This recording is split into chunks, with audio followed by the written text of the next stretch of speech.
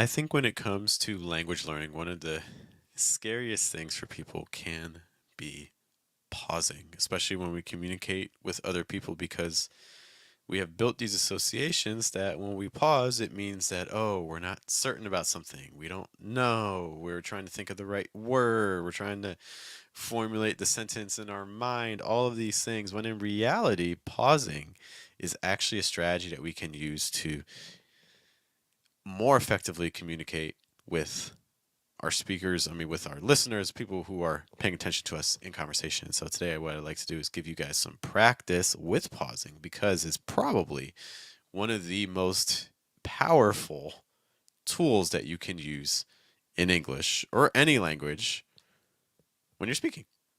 Good morning, guys. Good evening. Good afternoon. Welcome to your daily American English pronunciation show, which is, if I press the button, wake up American. We are here Monday through Friday, typically between the hours of 7 to 8 a.m., to make sure that you can get in your 5 to 10 minutes of practice for today. And to guide you in that process, there is me. Hello, my name is Jeff. It rhymes with breath. That's one of the four keys to a natural sounding American English pronunciation, including placement, pitch, breath. Trying to weaken your consonant sounds and strengthen your vowel sounds. Hello to Emmanuel hanging out with us as well. And again, we're going to be talking about pauses. And to do this, we're going to be taking a look at a quick little script. So, in case you don't know, we have a small group coaching program. And every month in the program, we have a paragraph that we work on. We assign it at the beginning of the month. We talk about it. Students have the rest of the month to kind of practice on their own. And then at the end of the month, we review it once more. So, this is the paragraph that we're working on. And you may have seen this before because we talked about it previously. So, just kind of take a moment to just read it to yourself. Think about how would you read this? And that I'm going to guess that a general way that you would have read this, or potentially would have read this, especially if I hadn't mentioned pausing before, is you may have read this as something like, and I would say to her, guess who's coming to guess who your younger son's wedding is about? And she would be like, it's not about me and it's not about my older son. Like, that's the thing. Like, kind of reading like that, but it's not really a very engaging way of reading. I think that, even if I were to give you a text in your first language and said, hey, read this, most likely the way you would read that out loud would not sound like your normal speaking, right? We just read differently. And that's the same in the US as well. Um, but let's look at that again and just kind of see what would happen if we added some just pauses, not even worrying about the other stuff, like just pausing. So maybe something, for instance, like this. And I would say to her, guess who your younger son's wedding's about? And she would be like, it's not about me. It's not about my older son. Like, that's the thing. It's not about them. Something like that. So that's a pretty different feel, right? Compare that to the original way we read this. So pauses are really effective in terms of giving your listener a little bit of time to digest the information that you're throwing at them. It's also a time for the listener to kind of start picking up on some of the cues that you're giving them, because when we talk, it's not purely about our voice. Now, if you're listening to this on the audio podcast version, that's all you get. But like if you're watching this on the video, there's a body language aspect, there's the facial expression aspect, there's also tone of voice, which you can pick up just with audio.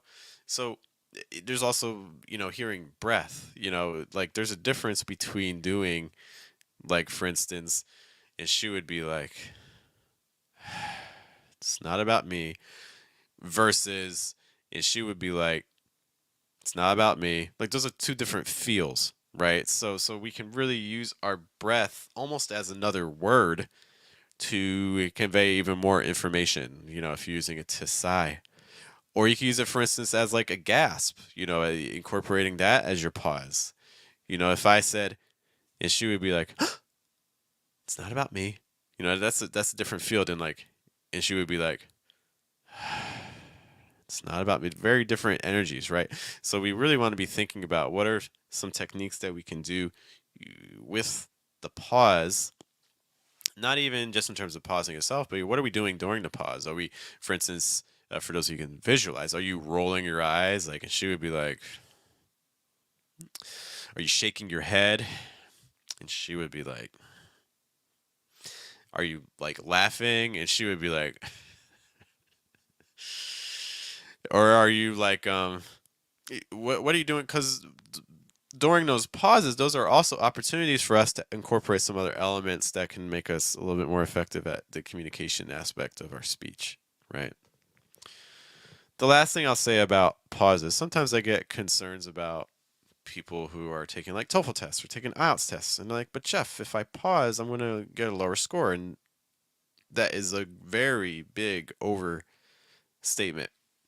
Um, we are overgeneralizing a bit when we say that. If you ever look at the IELTS rubric, for those of you taking, English tests for immigration or school, there is a section. So one, the criteria on the rubric. You can look at the public rubric for IELTS. It's very similar to what we used as examiners. Um, and one of the criteria in the fluency section talks about pauses. There's different types of pauses. If you pause to be like, well, I was trying to be the, what's that word? Like, if I pause like that, I'm going to get a lower score. That's going to affect your fluency score. Okay. Don't disagree with you on that. But if you pause to be like,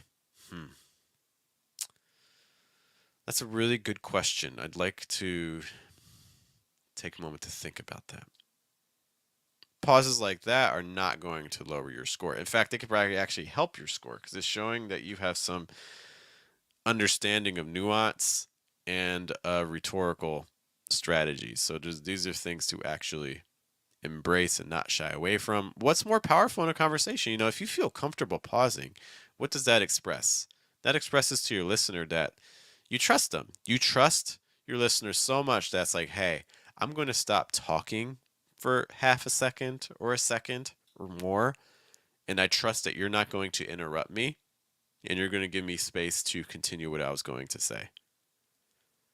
That's a very powerful thing. For those of you who are teachers, I know we have a couple teachers in the room watching us. A very common strategy you see with teaching is when you ask a question, wait 10 seconds before you talk again. A full 10 seconds. It's really hard if you're not trained for it. Okay. But it gives people a chance to understand what you say and to digest it. If you're finding tips like this, guys, we talk about so many more elements of contrast and other strategies to make your. Sorry, let's reset. Guys, if you're finding these strategies helpful, not just for English speaking, but just general communication, because a lot of this you can apply to your first language as well. Just to know, if you're in the US and you're located in California, we're doing a workshop next month, November 8th. Starts at 3 p.m. Kind of 5 seats left.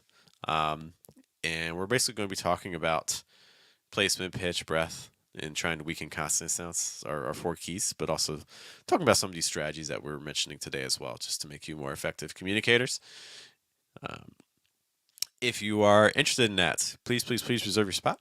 Or if you know someone that you think would be interested, please let them know, because we don't normally get to do a whole lot of in-person events, so we're excited about this one.